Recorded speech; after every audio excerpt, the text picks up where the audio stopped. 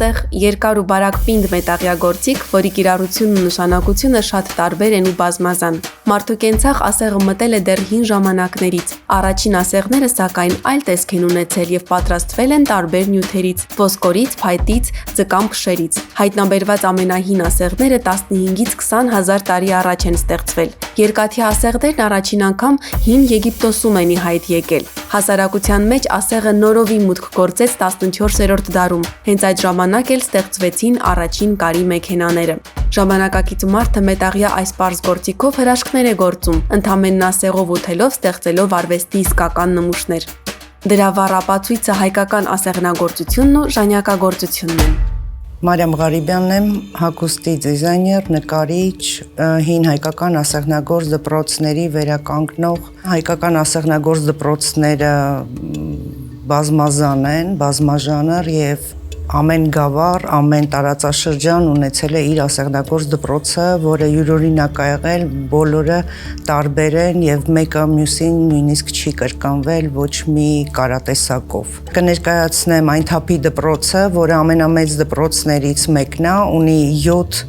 ցանցի տեսակ եւ 11 տարբեր կարատեսակներով աշխատել են։ Ես ինքս ասեղնագործություն սկսել եմ մի չքնաղ կնոջ միջոցով, որը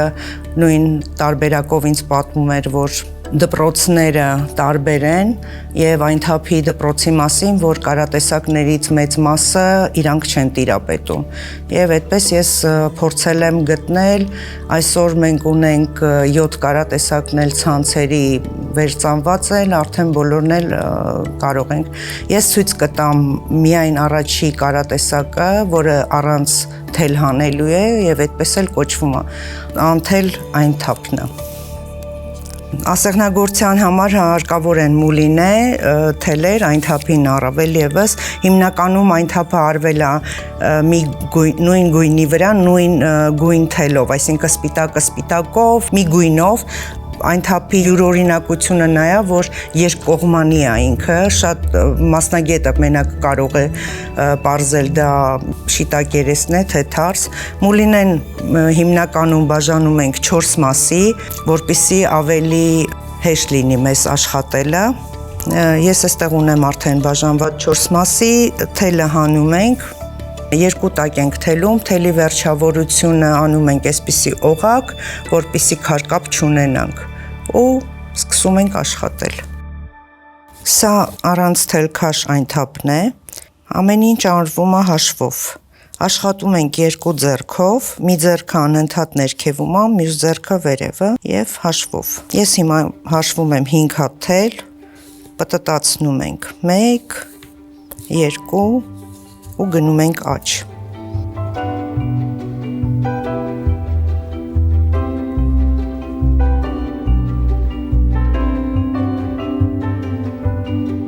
Անընդհատ գնում ենք աստիճանաձև, երբեք չի կարելի այն թափը գնալ ուղիղ, տեխնիկապես հաշվարկով ենք գնում, այն թափը ամբողջը կտորի թելերը հաշվելն է։ Սկզբունականը այդ ցանցը, որ անում ենք երկկողմանի թելքաշն է,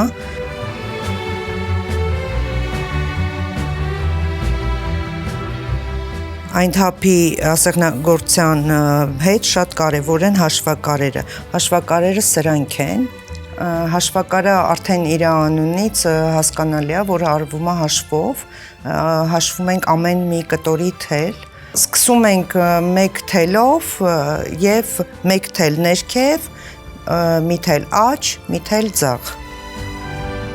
Ամեն անգամ մի թել ներքև, մի թել աջ, մյուս կողմից մտնում ենք մի թել ձախ, նորից իջնում ենք մի թել ներքև, աջ ու ձախ։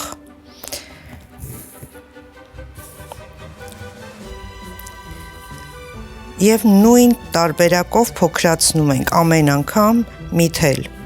աջ ու ձախ մեջ ենք մտնում։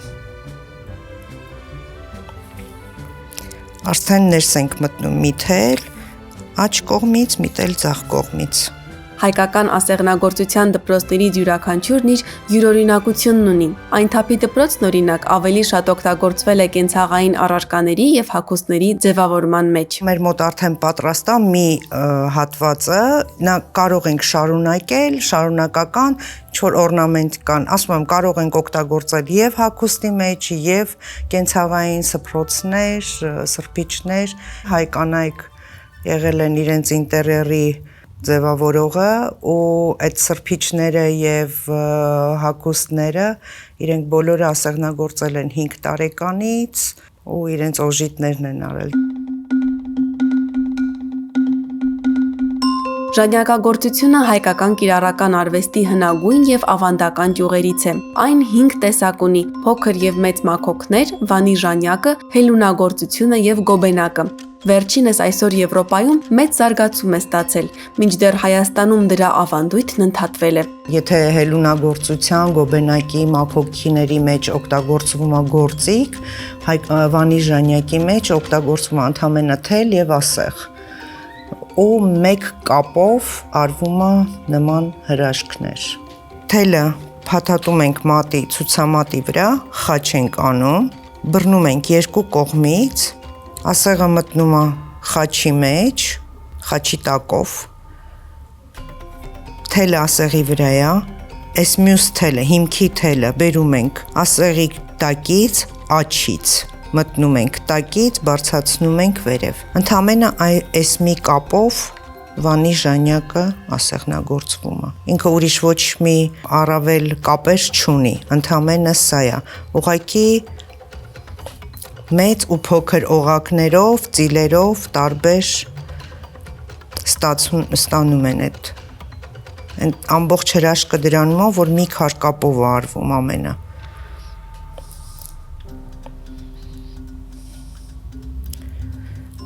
Շատ կարևոր է բութով պահել մնացած, սրանք կոչվում են ծիլեր, հանում ենք մատի վրայից, երկու մատով անպայման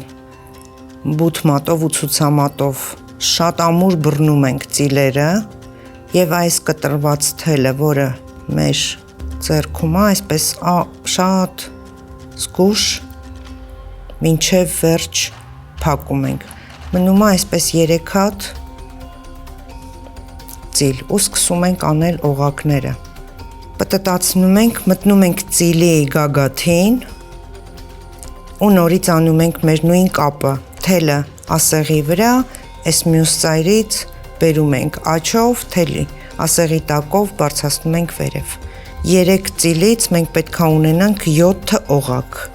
Վերջի ծիլի վրա արվում է մի հատ էլ փոքրիկ ծիլ։ Արդեն դառնում է 4 հատ օղակ ինքը։ Երբ որ արդեն ունենք 7 օղակ, սկսում ենք աստիճանաբար փակել։ Ամեն շարքին նորից մի հատիկ պակասում է։ Եթե բարձրանալուց ամեն շարքին մի հատիկ ավելանում էր, այս տարբարագայում ամեն շարքին մի հատ պակասում է։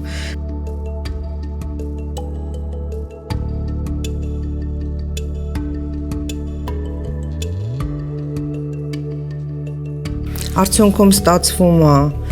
ծաղիկներ, կարող ենք անել կարինի ծաղիկները, սրանք օգտագործվել են հիմնականում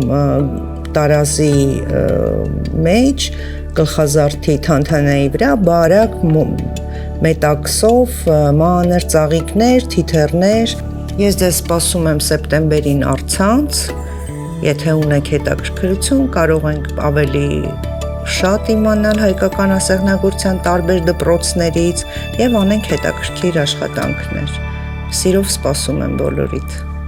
Համահայկական մանկապատանեկան նկարչական ամենամյա մրցույթ փառատոնը 2021 թվականին անցկացվում է Հայոց պետականություն ինքնաճանաչում խորագրով։ Այն նվիրված է մեր պետականության անցյալին ու ներկային, դրանց իմաստավորմանն ու գնահատմանը, ապագայի մեր տեսլականին։ Այս տարի փոխվել է մրցույթ փառատոնի ընթացակարգը, այն կիրականացվի առցանց ցուցադրության, վարպետության դասերի, սեմինարների եւ հարց ու պատասխանի ձևաչափով։ Համահայկական մանկապատանեկան նկարչական ամենամյա մրցույթ փառատոնի նպատակը Հայաստանում եւ Սփյուռքում բնակվող հայ երեխաների գեղագիտական կրթությունը զարգացնելն ու արվեստի նկատմամբ հետաքրքրությունը մեծացնելն է։ Մասնակցել կարող են 6-ից 18 տարեկան արվեստասեր եւ ստեղծագործական շնորհք ունեցող հայ մանուկներ եւ պատանիներ ամբողջ աշխարհից։ Առցանց դասընթացներին եւ մրցույթին մասնակցելու հայտերն ընդունվում են մինչեւ 2021 թվականի սեպտեմբերի 15-ը։ Համահայկական մանկապատանեկան նկարչական ամենամյա մրցույթ փառատոնի ընթացակարգի եւ մասնակցության պայմանների մանրամասներին կարող եք ծանոթանալ Գեղագիտության ազգային կենտրոնի կայքէջից, Facebook-ի եւ Instagram-ի պաշտոնական էջերից։